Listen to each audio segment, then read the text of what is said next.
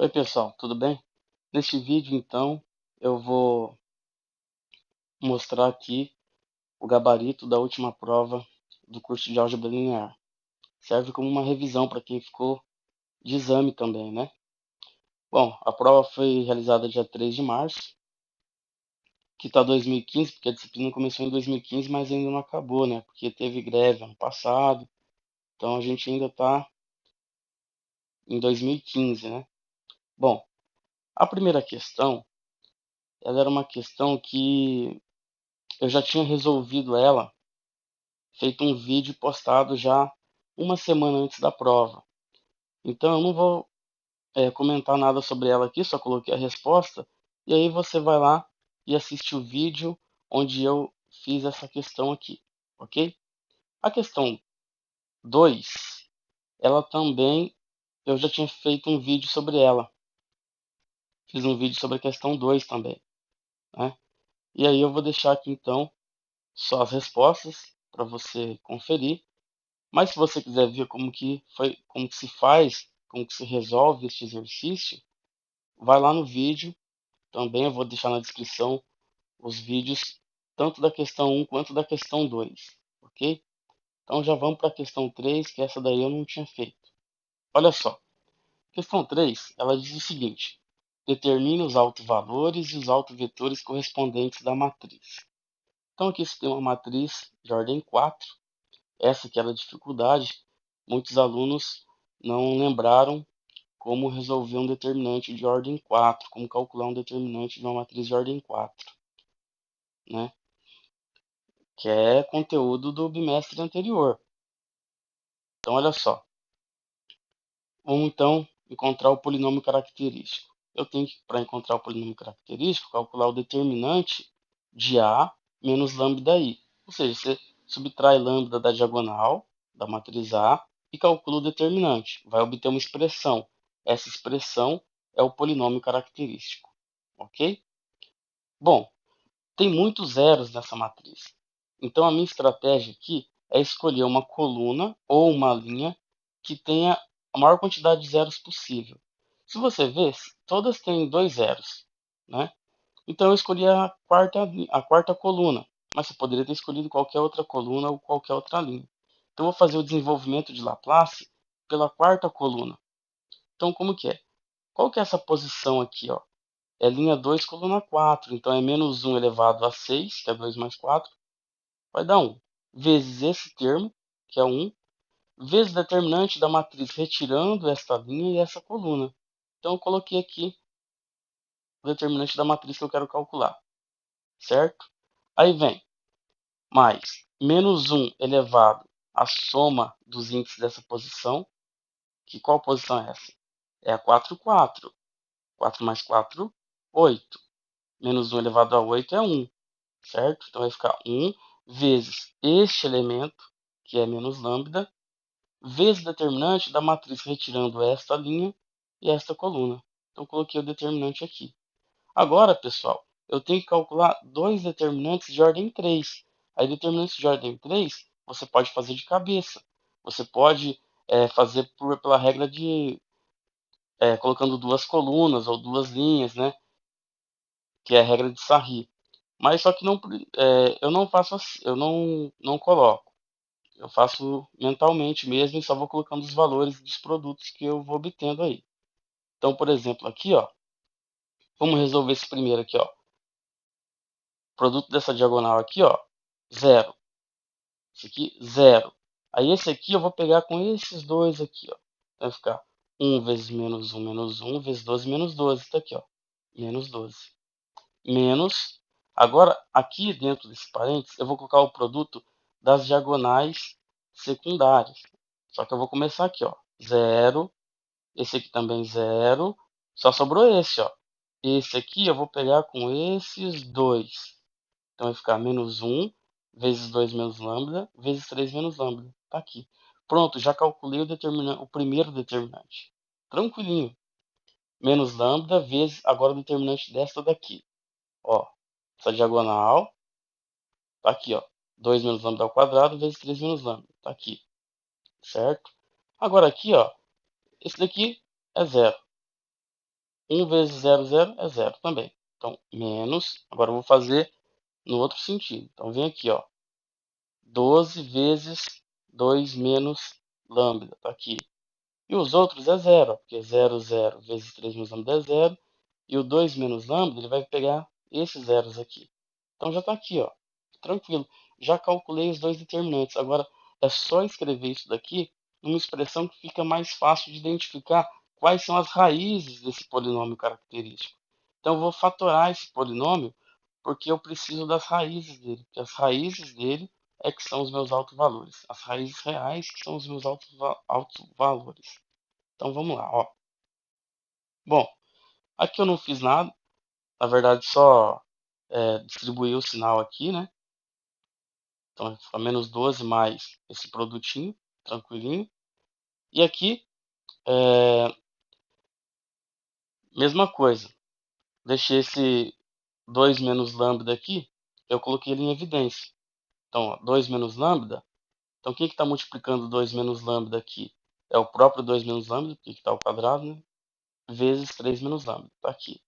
Menos 12, porque aqui eu tenho menos 12 vezes o 2 menos lambda. Então, coloquei esse termo em evidência. E quando eu coloquei esse termo em evidência, olha que coisa legal que aconteceu. Apareceu esse termo aqui, ó, que é o mesmo que eu tenho aqui, certo? Então, eu posso colocar esse termo verde aqui em evidência. Então, coloque ele em evidência. Então, vai ficar ele vezes quem? Aqui é 1, que é uma vezes ele, está aqui 1. Menos lambda vezes esse, menos lambda vezes esse. Pronto, ó. Tá ficando cada vez mais fácil de identificar aqui quais são as raízes. Por quê? Tá vendo aqui esse termo? Ele nada mais é do que lambda ao quadrado menos 2 lambda mais 1. Ou seja, isso aqui é lambda menos 1 ao quadrado, certo? E esse daqui? Bom, é só você fazer distribuir aqui, ó. 3 vezes 2, 6, menos 3 lambda, menos 2 lambda, mais lambda ao quadrado, menos 12. Junta tudo, vê que vai dar lambda ao quadrado menos 5 lambda menos 6. E esse daqui a gente já sabe que é lambda menos 1 ao quadrado. E agora esse daqui? Bom, você pode determinar as raízes fazendo a regrinha de soma e produto ou usar a fórmula de Bhaskara, ok? Tanto faz aí como que você vai determinar as raízes aqui. Mas as raízes desse daqui é menos 1 e 6, ok? Então, esse polinômio, que é o polinômio característico, está aqui, ó. É lambda menos 1 ao quadrado, vezes lambda mais 1, vezes lambda menos 6. Eu já tenho todas as raízes desse polinômio quando eu deixei ele nessa forma fatorada. Então, quais são os meus autovalores? É lambda igual a 1, ou lambda igual a menos 1, e lambda igual a 6. Então, eu tenho três autovalores distintos para aquela minha matriz. Certo? Tudo bem até aqui? Bom, se você não tivesse percebido que dava para colocar esse termo em evidência e já vir fatorando e já encontrar ele nessa forma, o que você poderia fazer? Abre todas as contas aqui, escreve o polinômio característico dessa forma aqui que eu fiz. Eu deixei aqui, deixa eu achar aqui, ó. Vou deixar aqui para a gente, opa, aqui para a gente ver. Se você fizesse todas as contas, você chegar nesse polinômio característico. E é aquilo que eu falei, como é uma questão que estava no livro, questão de livro sempre vai ser muito bonitinho. Você sempre vai ter raízes inteiras dividindo este número aqui, beleza? E aí, você facilmente testando aqui, tenta o 0, tenta o 1, menos 1, testando aqui o 1, você já vai ver que o 1 é raiz desse polinômio, certo? Ó, porque você vai ter menos 7 com 7 e vai morrer.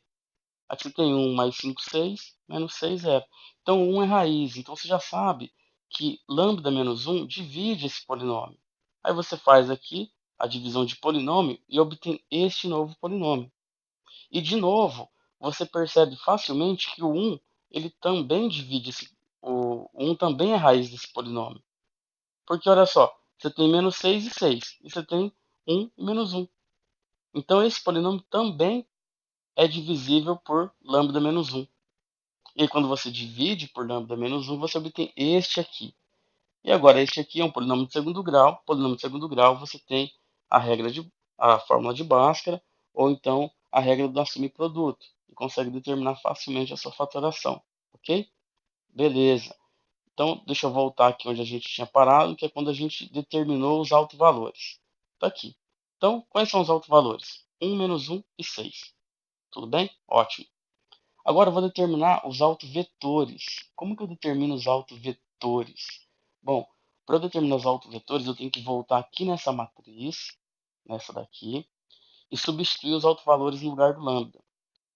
Essa matriz aqui, depois de substituído, ela é a minha matriz dos coeficientes de um sistema homogêneo, ok?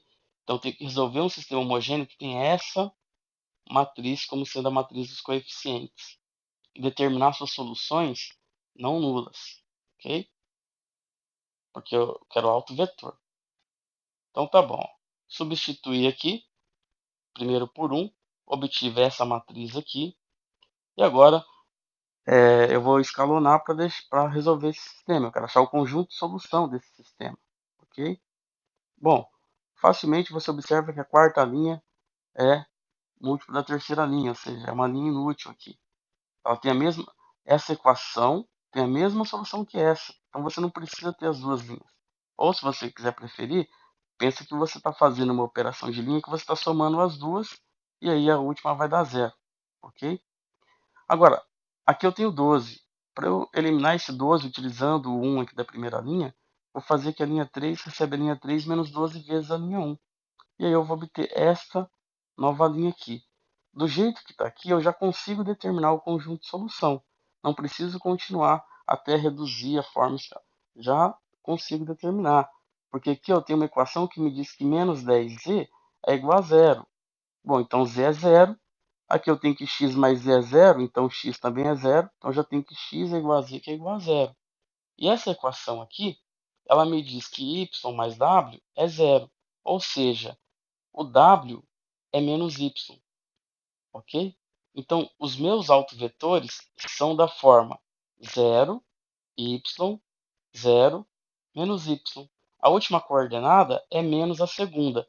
E, obrigatoriamente, a primeira e a terceira devem ser zeros, ok? Lembrando que meu y não pode ser zero, porque o vetor nulo não é autovetor, certo? Ele pertence ao autoespaço, só que ele não é autovetor. Tudo bem até aqui? Então já determinei os autovetores relacionados aqui ao autovalor 1. E observe que o autoespaço relacionado a esse autovalor ele tem dimensão 1, porque eu só tenho uma variável livre, só o y. Ok? Bom, para lambda 2 igual a menos 1, mesma coisa, substitui o lambda naquela matriz, que vai ser a matriz dos coeficientes do sistema homogêneo, e faz operações de linha para poder então resolver o seu sistema, ok? Bom, vocês observem as operações que eu fiz, certo? Quando eu faço que a linha 3 recebe a linha 3 menos 4 vezes a linha 1, essa linha que eu já percebo que ela é totalmente inútil, observe que a linha 3 ela é 4 vezes a linha 1. Então, uma linha totalmente, uma equação que está sobrando no meu sistema, certo? Então, na verdade, meu sistema ele tem 3 equações e 4 incógnitas, certo? Então, vou ter uma variável livre. O posto da matriz é 3, só que eu tenho 4 incógnitas, certo? Bom, resolvendo esse sistema, então, você vê facilmente aqui, ó, da segunda equação, que 4w é zero, então w tem que ser zero. Só que se o w é zero, pela última equação aqui, você vê que o y também tem que ser zero, certo? E da primeira equação, você tem que 3x mais z é zero. Aí você isola o z, por exemplo. Então, z é igual a menos 3x. Então, os meus autovetores são dessa forma. X, 0, menos 3x e 0 com x diferente de zero. Ok? Bom, e para lambda igual a 6, o procedimento é o mesmo. Então, observe que a gente está usando muita teoria lá do primeiro bimestre, que é o que? Determinar o conjunto de solução de sistema linear homogêneo, calcular determinantes. Então, apesar da gente já ter feito esses capítulos, você não vai esquecer esses capítulos, você precisa deles para continuar resolvendo os próximos, ok? Então aqui, ó, você só usou conteúdo lá dos primeiros capítulos como ferramentas para resolver essa questão, ok? Então olha só, aqui substitui lambda igual a 6 e você então obtém esse sistema aqui E esse sistema aqui, você vai ter também pela segunda equação aqui, que o W tem que ser zero, e isso implica novamente que o Y também tem que ser zero, só que agora a relação entre Z e X é outra. Então agora você vê que Z tem que ser 4 vezes X. Então isso daqui é outro autovetor, só que é o autovetor relacionado agora ao autovalor 6. Ele é da forma x, 0, 4x, 0, com x diferente de zero. Ok? Acabou a questão, pessoal. Era só fazer isso. Determina o polinômio característico, suas raízes, e para cada raiz determina os autovetores. Ok? Só isso. Questão 4. Questão 4, ela vai no mesmo sentido. Calcular autovalores, autovetores. Só que ela tem um detalhe a mais aqui, que é o seguinte: ela vai mostrar para a gente que não importa em qual base você está, qual é a base domínio, do seu contradomínio, né? Porque é o mesmo. Você só faz sentido você falar de alto valor e alto vetor para operadores lineares, né? Então, cujo contradomínio e domínio são o mesmo espaço vetorial. Então, não importa qual seja a base desse espaço vetorial, o polinômio característico da matriz da transformação vai ser o mesmo. Então, olha só, aqui ele deu a matriz da transformação na base canônica e pediu para você determinar o polinômio característico, os autovalores e os autovetores. Então você pegou que essa matriz, fez como no exercício anterior, só que mais simples agora, porque além de ser só uma matriz de ordem 3, ela ainda é uma matriz triangular superior. Toda matriz triangular determinante você calcula simplesmente fazendo o produto da diagonal principal. Então o polinômio característico já saiu de graça aqui, ó, certo? Então faz A menos lambda I, então tira lambda da diagonal, e agora multiplica os elementos da diagonal. Pronto, já tem o polinômio característico, está aqui. Quais são as raízes desse polinômio característico? Já saiu de graça as raízes aqui também, né? É menos 3 e 2. E aí, mesmo procedimento. Substitui o menos 3 no lugar do lambda e resolve o sistema homogêneo. Quando você substitui, você vê aqui que já vai sair de graça, que z tem que ser zero, certo? E se o z é zero, o x também é zero, porque eu tenho que 5x mais z é zero. Então z e x tem que ser zero. Ah, e o y? Bom, o y é minha variável livre aqui. O y pode ser qualquer coisa. A restrição que eu encontrei foram nas variáveis x e y. Então, obrigatoriamente, x e y devem ser zero. O y pode ser qualquer coisa, com exceção do zero. Beleza? Porque o vetor nulo a gente já discutiu que ele não é autovetor. Ok? Beleza. Bom, vamos então para o lambda igual a 2. Achar os autovetores para lambda igual a 2.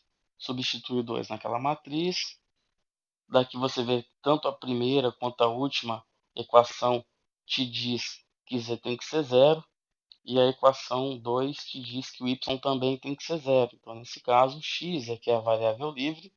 E então todo autovetor relacionado ao autovalor 2 é da forma x, 0, 0 com x diferente de zero. Acabou o item A, pessoal. Muito tranquilinho, né? O item B, aí que entra o problema. O item B ele já era mais complicadinho mesmo, porque ele pediu para você determinar o polinômio característico dessa matriz aqui, certo? Então você tinha que primeiro achar essa matriz. Se fosse só, qual que é o polinômio característico? A gente já viu lá na teoria que tem que ser o mesmo. A gente já calculou o determinante de t com relação a alfa, alfa, o determinante de t com relação à base beta é o mesmo, certo? Só que ele pediu para você achar a matriz da transformação t com relação à base beta. É determinar essa matriz aqui que é um pouco trabalhoso, mas que não é difícil. Sem dizer que essa questão aqui eu resolvi na sala de aula, na revisão para a prova. Um aluno pediu para eu resolver essa questão, foi o Pedro que pediu, e eu resolvi o item B e o item C. Eu só não tinha feito o item A no dia da revisão. Mas esse item B aqui a gente resolveu, então foi um presente para quem foi na aula de revisão, né? Esse item B eu já tinha feito. Fiz inclusive de duas maneiras na sala de aula. Aqui eu escolhi uma maneira para fazer e foi essa que eu coloquei aqui. Deixa eu ver onde que tá. Aqui, certo? Bom, Peguei aqui então a matriz da mudança de base, de beta para base canônica, que é só colocar os vetores de beta em coluna. Vou inverter essa matriz aqui, ok? Então aqui um processo de inversão de matriz, bem tranquilo. As operações aqui são bem fáceis. Então eu começo aqui tentando colocar o zero aqui. Então faço linha 2, recebe linha 2 menos a linha 1, já para aparecer o zero aqui, ok? E olha só, já estou quase conseguindo deixar isso daqui na identidade. Ó. A última linha já é a linha da identidade, a primeira coluna também. Então a minha ideia é não mexer mais na primeira coluna nem na última linha, certo? Bom, tá vendo que aqui já está 1? Eu já posso zerar os elementos acima desse 1 aqui, ó, antes de dividir por 2, para não trabalhar com fração. Então já vou colocar os zeros aqui, certo? Então vou fazer que a linha 1 recebe a linha 1 menos a linha 3, a linha 2 recebe a linha 2 mais a linha 3. E aí já coloco os zeros aqui, ó. Ó como fica a matriz, certo? Bom, agora que eu já estou com a matriz aqui, não tem jeito. É aqui, quando não tem mais nenhuma alternativa, que eu vou introduzir frações. Então eu tenho que pôr um aqui. A única maneira é dividir por essa linha por menos 2. Então quando eu divido por menos 2, obtenho essa matriz aqui. E agora eu quero colocar um zero aqui, ó, faço 1 menos 1 para dar zero. Então vou fazer que a linha 1 recebe a linha 1 menos a linha 2, certo? Fazendo as continhas, cheguei aqui na matriz de identidade, então essa é a inversa, ok? Bom, agora que eu tenho a matriz da mudança de base, da base alfa para a base beta, e da base beta para a base alfa, e tenho a matriz da transformação de t com relação à base alfa, então a matriz da transformação de t com relação à base beta é dada pelo produto dessas três matrizes, ok? Então agora é só fazer produto de matriz que você tem essa matriz aqui, ó, que é a matriz de t com relação à base beta. Só fazer o produtinho aqui das matrizes, né? Eu fiz aqui, você pode conferir as contas, e você chega nessa matriz aqui, que é a resposta do item B, ok? Bom, e ele pede também o polinômio característico. Bom, então vou tirar aqui o lambda da diagonal, calcular o determinante, faço aqui as continhas, vou deixar vocês verem aí, e chega no mesmo polinômio característico, e que é a observação que a gente tem que fazer. O polinômio característico é esse, então observo que é o mesmo polinômio característico de quando eu fiz considerando a base canônica, certo? Beleza.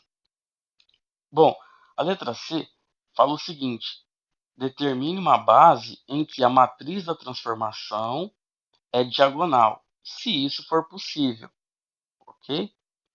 Bom, e isso não é possível. A explicação eu tinha dado também no dia da revisão. Tem duas explicações e vou dar as duas aqui.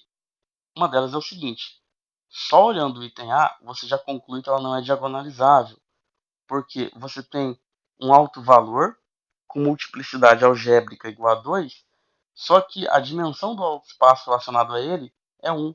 Ou seja, tem multiplicidade geométrica 1 e multiplicidade algébrica 2. Então você não vai ter uma base de autovetores, porque você só vai conseguir você não consegue dois autovetores Li para esse alto valor que tem multiplicidade algébrica 2. Nesse caso você não conseguiu, certo? Lá pelo item A, a gente viu qual é a forma dos autovetores. A gente viu que o alto espaço relacionado a esse alto valor, ele tem dimensão 1. Só tinha uma variável livre, certo?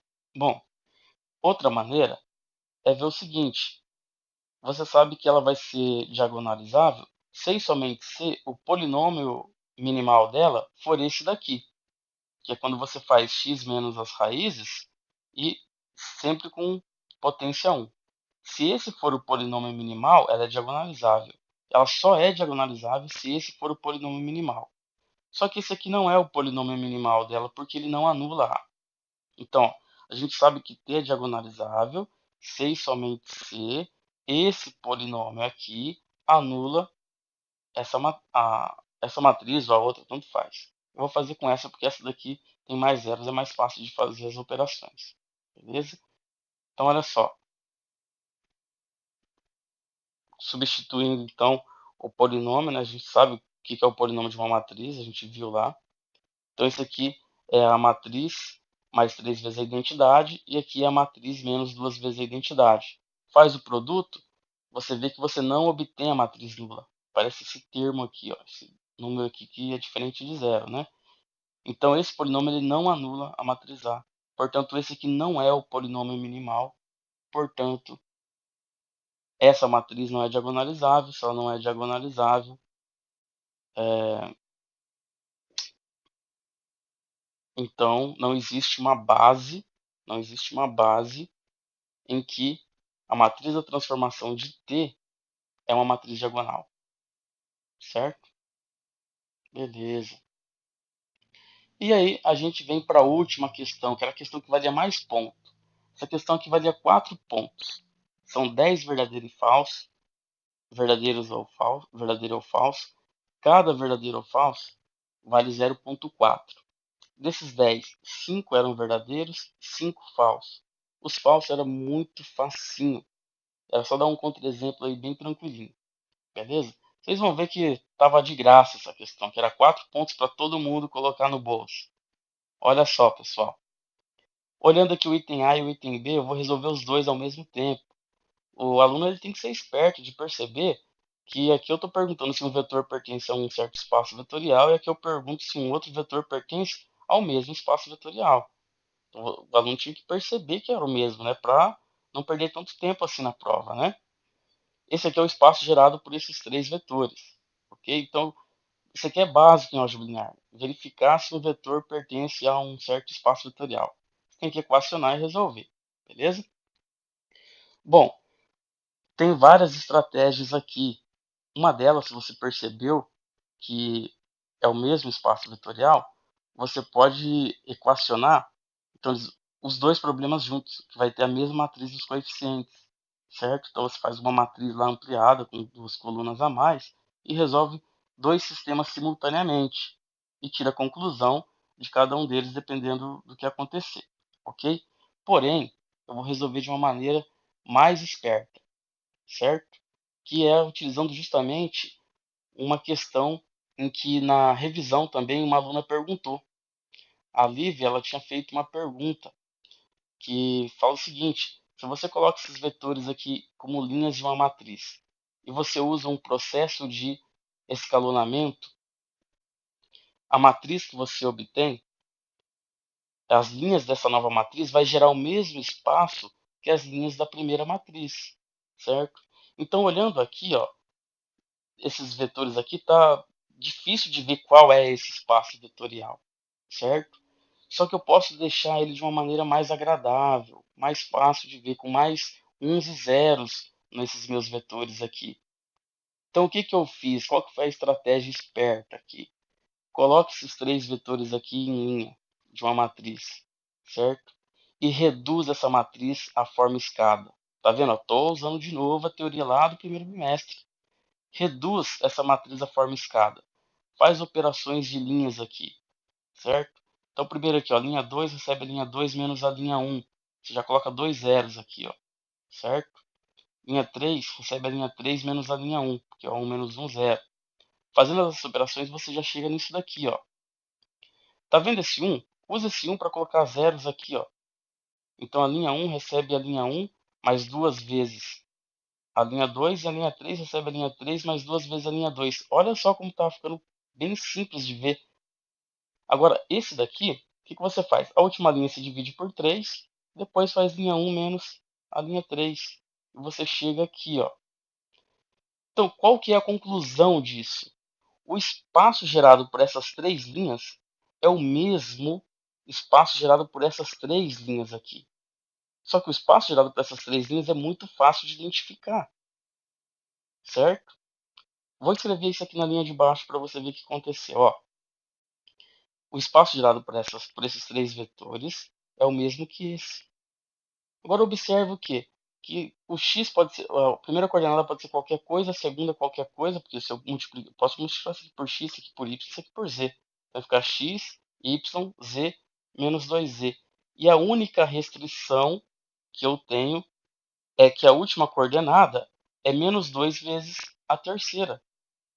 Então, todo mundo que está no meu espaço vetorial só tem isso como restrição.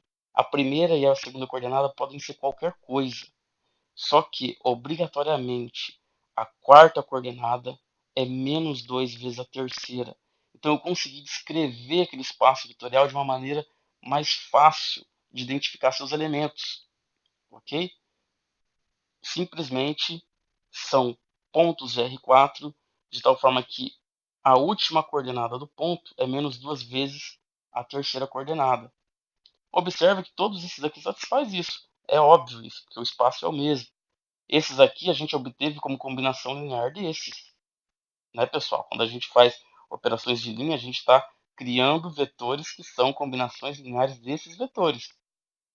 O espaço gerado por eles tem todas as combinações lineares desses vetores. Então, cada um desses aqui está aqui. Só que o espaço gerado por esse daqui tem todas as combinações lineares desse. E todos esses aqui também são combinações lineares desses três aqui, ó. Porque você pode fazer as operações inversas. Então, se você tem esse daqui, você obtém cada um daqueles. E olha só, lembra que eu falei que o que caracteriza esse meu espaço vetorial é que a última coordenada é menos 2 vezes a terceira? Então, se eu multiplico a terceira coordenada por menos 2, eu tenho que obter a quarta coordenada. Então, ó, quanto que é menos 2 vezes menos 2? 4, está aqui. Então, esse aqui pertence. Menos 2 vezes 1, 2, está aqui. Menos 2 vezes 4, menos 4, 8. Ok? E todo mundo do espaço vai ter que ter isso. Então, agora é só ver se aqueles pontos que eu pedi para você verificar no espaço satisfaz isso ou não. Pronto.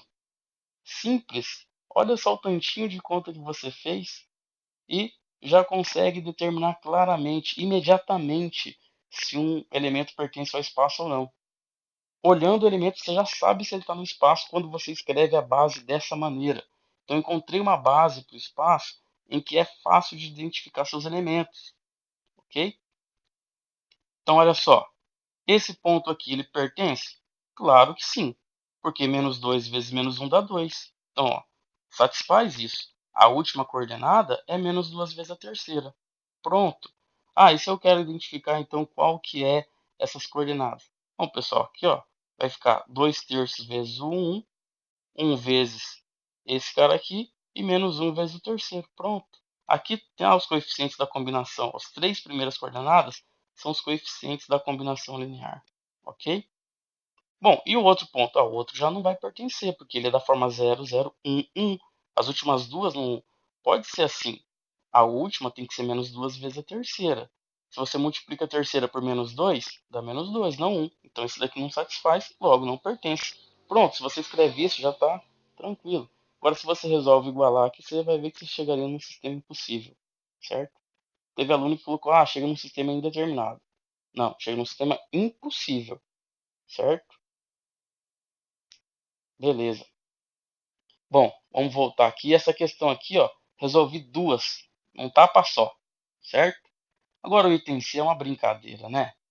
O conjunto das matrizes de ordem 2 inversíveis é um espaço vetorial. Olha que mentira, né? Não é. Por quê, pessoal? Olha só. Quando eu falo de matrizes de ordem 2 inversíveis, isso daqui é um subconjunto das matrizes de ordem 2. As matrizes de ordem 2 eu já sei que é um espaço vetorial, certo? Com operação de soma usual e multiplicação por escalar. Eu já sei que o conjunto das matrizes de ordem 2 é um espaço vetorial. Qual que é o vetor nulo desse espaço vetorial? É a matriz nula, certo? Então, esse daqui é um subconjunto de um espaço vetorial que não tem o vetor nulo desse espaço vetorial. A matriz nula não é inversível, então ela não está nesse conjunto. Então, ele não pode ser um espaço vetorial. Para ser um espaço vetorial, tem que ter o vetor nulo, certo? Eu teria que mostrar que ele é um subconjunto, um subespaço do espaço vetorial das matrizes de ordem 2. Só que não tem o vetor nulo das matrizes de ordem 2. Cara, é muito simples. Lembra que na aula eu falava muitas vezes: pessoal, vou mostrar que é subespaço. O que eu tenho que fazer em primeiro lugar? Verificar se o conjunto é não vazio, para depois verificar se a soma é fechada e o produto por escalar é fechado. Como que eu verifico se é não vazio? Primeiro, pessoal, lembra que eu falava isso várias vezes? Primeiro, pessoal, vamos ver se o vetor nulo do espaço que ele está contido Tá aqui, para ver que ele não é vazio. Por quê? Porque você já faz duas coisas ao mesmo tempo. Porque se ele tiver, você pode verificar se a soma e a multiplicação por escalar é fechado. E se o vetor nulo não tiver, você nem precisa continuar. Você já fala que não é espaço vetorial, porque não tem o vetor nulo. Então aqui muito tranquilo. Então até escrevi aqui para vocês, né? Ó, o conjunto das matrizes que é inversível. Essa matriz aqui não é inversível, então o vetor nulo não está lá, não pode ser espaço vetorial. Falei 30 vezes em sala de aula isso daqui, certo? Bom, outra questão que eu também falei muito, indo na mesma linha, o conjunto das matrizes de ordem 3, cujos elementos da diagonal principal é zero, é um espaço vetorial? Bom, vamos ver aqui. Então, de novo, esse conjunto, ele é um subconjunto das matrizes de ordem 3. E esse aqui, as matrizes de ordem 3, a gente já viu que é um espaço vetorial sobre R com a soma usual e produto por escalar usual. Então, se eu quero ver se isso daqui, se esse conjunto que eu chamei desse A torto aqui, que é o que tem a diagonal composta só por zeros, é um espaço vetorial, basta ver que ele é um subespaço de um espaço vetorial. Porque um subespaço é um espaço vetorial. Ponto. Ok? Bom, vamos utilizar o seguinte termo. Vou falar diagonal nula. Quando eu falar diagonal nula, eu estou querendo dizer que é uma matriz que pertence a esse conjunto. Certo? Então, olha só. Se eu tenho duas matrizes com diagonal nula, quando eu somo essas matrizes, vou obter uma terceira matriz que também tem diagonal nula? Sim. Então, a soma é fechada. A soma de elementos desse conjunto ainda é um elemento desse conjunto. Se eu multiplico uma matriz que tem diagonal nula por qualquer constante, eu obtenho uma matriz que também tem diagonal nula? Sim. Então, o produto de um escalar por qualquer elemento desse conjunto ainda é um elemento deste conjunto. Então, eu tenho soma de elementos no conjunto e multiplicação por escalar no conjunto. Soma e produto por escalar são operações fechadas desse conjunto. E o conjunto é não vazio. Então, ele é um subespaço vetorial do espaço das matrizes 3 por 3. Sendo um subespaço vetorial, é um espaço vetorial. Ok? Então, é verdadeiro. Então, vamos lá para a letra E. O conjunto solução de um sistema linear possível e indeterminado é um espaço vetorial? Nossa, eu falei muito disso daqui, né? Falei muito disso daqui. Eu falei, lembra que a gente sempre falou, a gente até provou que para ser espaço vetorial, o sistema tem que ser homogêneo, certo? Porque se o sistema não for homogêneo, a solução onde todas as coordenadas é zero, não é solução de sistema se o sistema não for homogêneo, certo? Bom, então bastava você pegar um contra-exemplo aqui. Pega qualquer sistema não homogêneo com infinitas soluções. E aí você pode pensar várias coisas. Vamos pensar, por exemplo, em R2. Lembra que o que são soluções de sistema linear possível indeterminado em R2? São retas.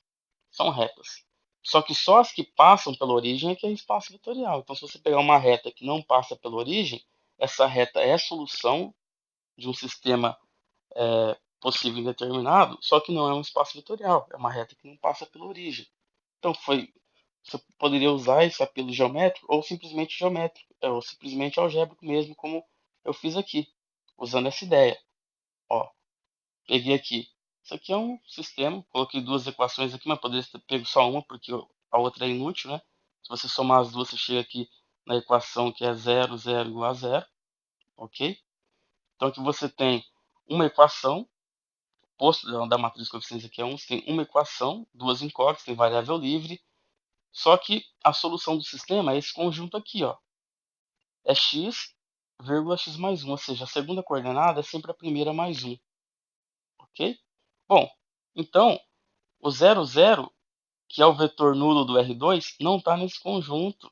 Então, de novo, ó, o 0, 0 não está, Então ele não é subespaço, gente.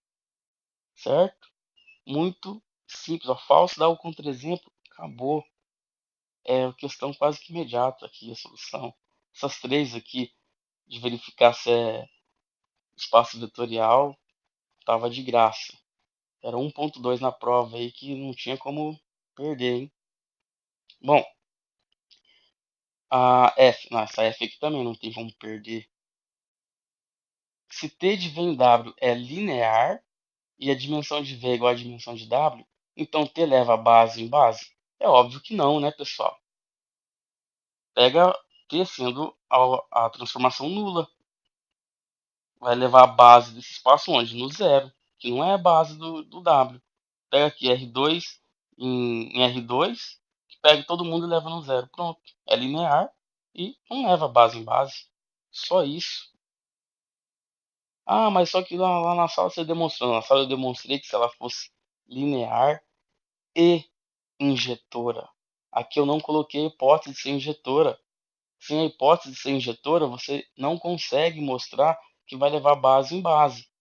Então não adianta ficar tentando que vai levar a base em base, que se ela não for injetora, você não vai conseguir. Pega um contra-exemplo. Anula, por exemplo. Sempre pense em exemplos simples, certo? Então, depois eu vejo lá que eu escrevi. Mas eu devo ter escrito isso. Vamos pegar a matriz a transformação aqui, que leva todo mundo no zero, por exemplo. Certo? Devo ter pego de R em R, ou R2 em R2, tanto faz. Bom, a G. Transformação de R2 em R não é injetora. Isso aqui é verdade. Teve gente que deu o exemplo falando que isso aqui não era verdade. Mas é verdade, né, pessoal? Pelo teorema do núcleo da imagem. Olha só, essa eu vou lá para a gente verificar. O que o teorema do núcleo e da imagem nos diz? Diz que a dimensão do domínio da transformação, onde que está essa? Ué, será que não ficou faltando? Eu acho que eu não coloquei uma folha aqui, deixa eu ver. E do E já vai pro. Pessoal, ficou faltando aqui uma folha, eu vou ter que só comentar mesmo. Infelizmente, eu, na hora de escanear, não coloquei essas duas aqui, mas tudo bem, pessoal, eu consigo explicar aqui claramente e vocês vão entender. Olha só, pelo teorema do núcleo da imagem, eu sei que a dimensão do domínio é a dimensão do núcleo da T mais a dimensão da imagem da T, certo? Só que a imagem da T é um subespaço de R. Quais são os subespaços de R? Ou só o zero, ou o R todo. Só tem dois subespaços, certo? Foca até aí, beleza? Então, só que, ou então você pode pensar assim, bom, a imagem está contida em R, então a imagem tem no máximo 1. Se a imagem tem no máximo 1, quando você faz o 2 menos uma coisa que é no máximo 1, você vai obter algo que é maior ou igual a 1. Então você sabe que a dimensão do núcleo é 1 ou 2. Vai depender. Se ela for todo mundo no zero é 2. Se ela gerar o R, aí a sua dimensão vai ser 1. Ou seja, o núcleo nunca vai ser zero. Porque a soma da dimensão do núcleo mais a da imagem tem que dar 2. Nos dois casos, ou vai dar 1 ou vai dar 2. Não vai dar zero. Então, se tem elemento não nulo no núcleo, que é quando a dimensão do núcleo é maior ou igual a 1, ela não é injetora. Então isso aqui é verdade, ela não é injetora. É impossível você obter uma transformação linear injetora de R2 em R. Ok? Beleza. Bom, o H eu acho que também não saiu ali, ficou faltando escanear uma página,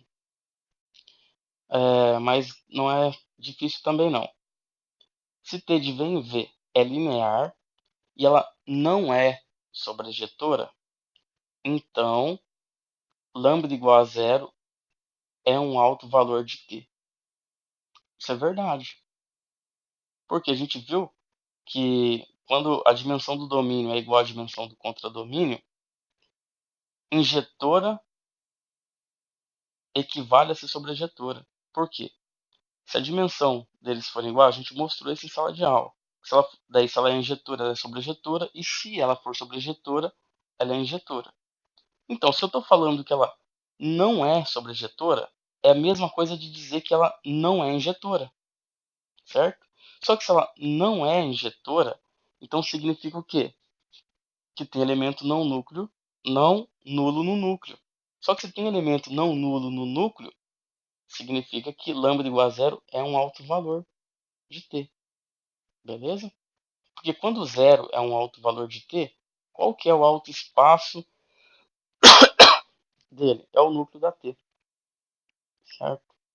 Então essa daqui é verdadeiro. Eu tinha escrito aqui, só não escaneei. Bom, e aí? Aí, aí é falso. Olha só. Sejam lambda1 e lambda2 autovalores distintos de t, com V1 e V2 seus respectivos autovetores, então T de V1 e T de V2 é LI. Mentira. Eu sei que V1 e V2 são LI. O que a gente mostrou em sala de aula é que V1 e V2 são LI. O T deles não precisa ser LI, certo? A não ser que a T seja injetora, mas eu não falei que a T é injetora. Se eu tiver algum desses lambdas aqui sendo zero, pronto, já vou ter um zero aqui, já não vai ser LI. Foi justamente o que eu fiz aqui. Vou mostrar aqui para vocês. Aqui, ó. Você pega, por exemplo, lambda1 igual a zero, lambda2 igual a 1. Eles são diferentes. O T de V1 é zero, o T de V2 é V2. Então, esse conjunto aqui, ó, quem que ele é? É 0, V2, só que 0, V2 é LD. Ok? Se você tentasse mostrar aqui LI, você tem que pegar uma combinação linear de T de V1 e T de V2 igual a zero e mostrar que obrigatoriamente o A1 e o A2 tem que ser zero, né? Bom, aplica T neles. Então isso aqui vai ficar A1 lambda1 V1 mais A2 lambda2 V2, certo? Você já sabe que V1 e V2 são LI, porque eles são autovetores de autovalores distintos, certo? Por ser LI, obrigatoriamente esse número aqui é zero e esse número é zero. Só que o fato desse número e esse número ser zero, isso não implica que o A1 e o A2 tem que ser zero, certo? Se um dos lambdas for zero, o outro pode ser qualquer coisa. Se o lambda 2 for zero, o A2 pode ser qualquer coisa. Não tem que ser necessariamente zero. Então você não ia conseguir demonstrar que o A1 é igual a A2, que é igual a zero, sem assumir que esses lambdas são diferentes de zero. Se você assumir que os dois lambdas são também diferentes de zero, além de ser diferentes entre si, eles são diferentes de zero, beleza. Só que na questão não falava que eles não podiam ser zero, ok? Então é falso. Ótimo. Vamos para a última questão aqui. Essa última questão, ela diz o seguinte: se T de R2 em R2 é um operador linear nilpotente e não nulo, então a imagem de T é igual ao núcleo de T. Bom, isso daqui é verdade. Só que isso aqui eu vou mostrar para vocês com algumas observações. Então, primeira coisa, ele falou que o operador ele é nilpotente. Então, se o operador ele é nilpotente, significa que T é o operador nulo. Ou seja, se você for fazendo a composta T com T com T com T, for fazendo a composta, uma hora você vai obter a transformação nula, certo? Bom, então se T ele é nilpotente, se ele tem essa propriedade, eu vou mostrar que lambda igual a zero tem que ser um dos seus autovalores, certo? Então lambda igual a zero é um alto valor. Bom, pode fazer por absurdo. Suponha que ele não seja. Suponha que lambda igual a zero não é um alto valor, certo? Bom, se lambda igual a zero não é um alto valor, então T é injetora, certo? Só que T vai de R2 em R2, é injetora, então a imagem de T é o próprio R2. Então se você aplica agora T de novo no R2, a imagem de T vai ser o R2. Então se você for aplicando, você vai ver que T elevado T a N aplicado em R2 é sempre R2. Para todo N isso. Então o operador não é nilpotente. Ou seja, não vai existir um N que vai fazer com que T elevado a N seja nula, ok?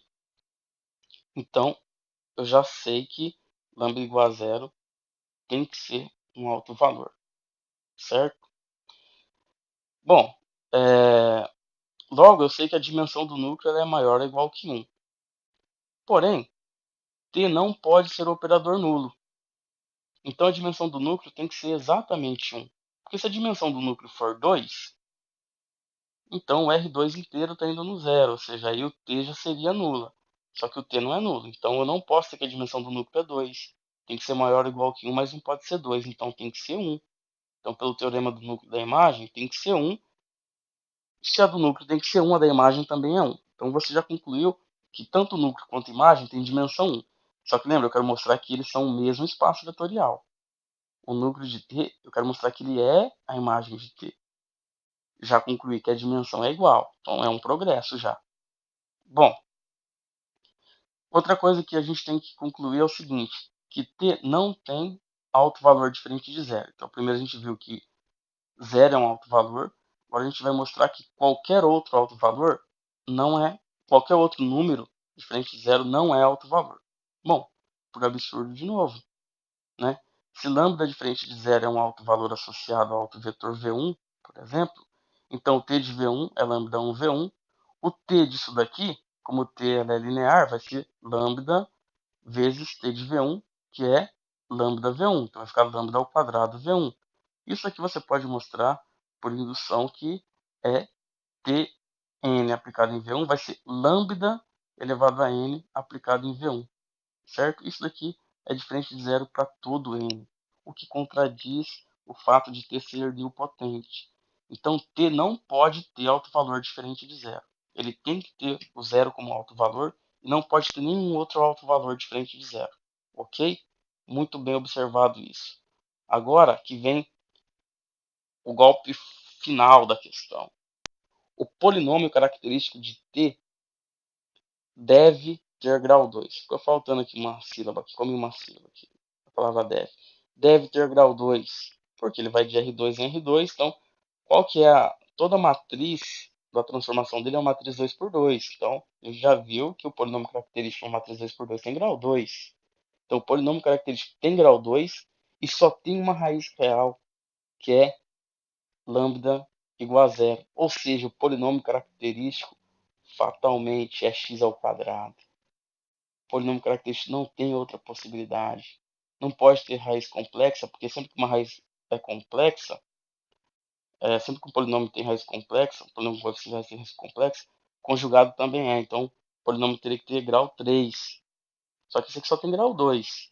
E uma raiz é zero, que é uma raiz real, então só sobra esta possibilidade para a gente.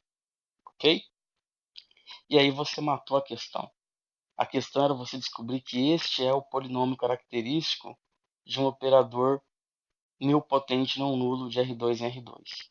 Ou seja, todo operador nilpotente não nulo de R2 em R2 tem este polinômio como sendo seu polinômio característico.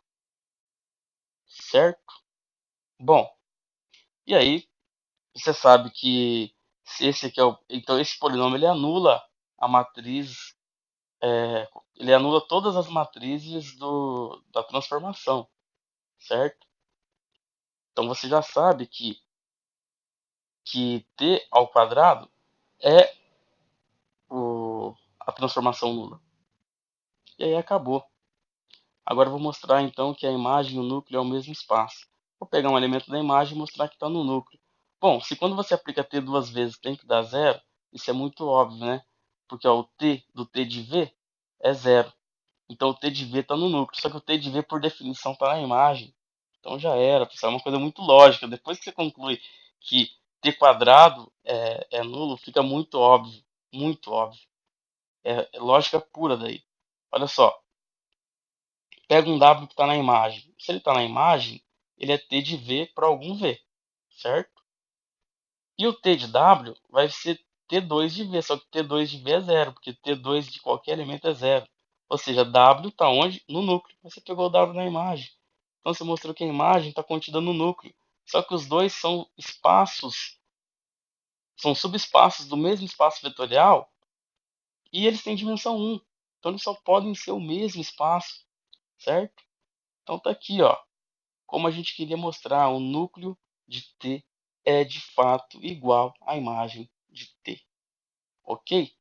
Pessoal, espero que quem ficou de exame estude, tem aí 5 dias ainda para o exame, pega firme, faz as questões da lista, observa que todas as questões da prova estavam na lista, 2 eu já tinha publicado vídeo com a solução, uma delas eu resolvi na última aula de revisão, né?